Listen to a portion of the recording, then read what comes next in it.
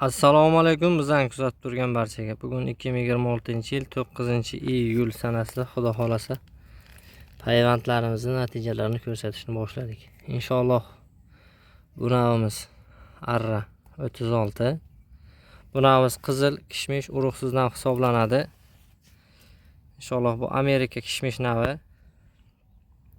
Bu dunyoda o'zini o'rnini topa olgan, barmoq bilan sanoqli davlatlarda yetishtiriladigan uzum navi hisoblanadi.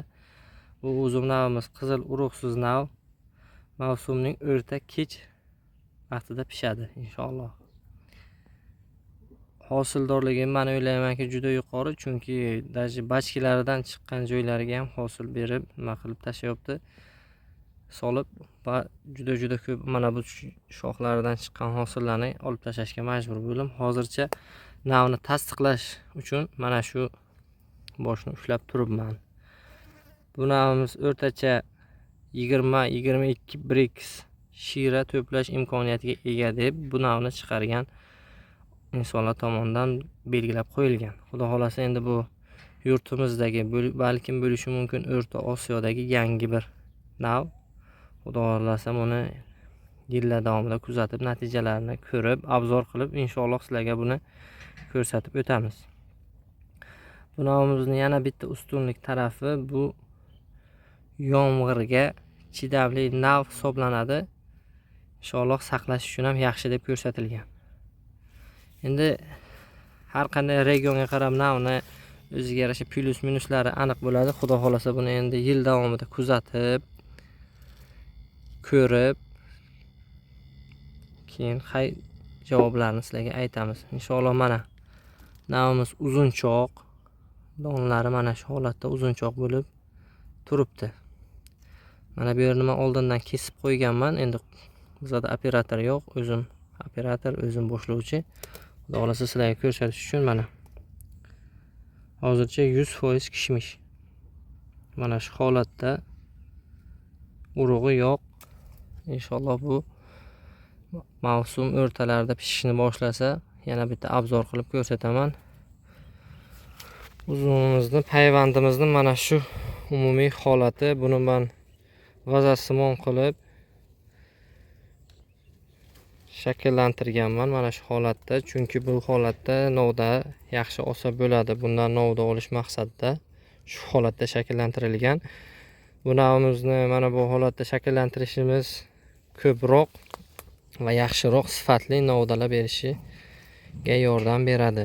Mana shu holatda. Bu holatda mana shunday tarbiyalanadi va bachkilari mana bunday bitta barg qo'yib yulib tashlanadi. Shunda novda yuqoriga qarab tez va shiddat bilan o'sadi. Mana ko'rishlaringiz mumkin, pinniklarning orasi ham yaqin emas, juda ajoyib holatda o'sibdi.